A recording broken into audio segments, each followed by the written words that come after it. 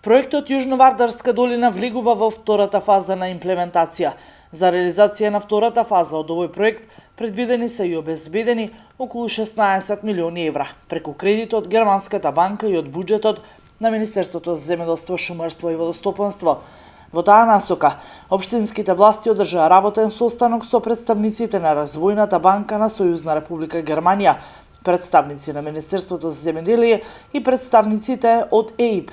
На работниот состанок се разговараше за потребата од брзо имплементирање во втората фаза од проектот Јужновардарска долина, како и за потребата за реализација на третата фаза од проектот, која би го опфатила земјоделското земјиште во атарот на Валандово, Раброво, Собри и Чалакли. Со овој проект се предвидува реконструкција, рехабилитација и изградба на системот за наводнување од околу 2000 хектари во регионот на Удово, Јосифово и во Пирава. Проектот Јужновардарска долина е од витално значење за земјоделството на јужниот регион и од негова реализација за долгорочно решавање на проблемот со обезбедување вода за наводнување во овој регион.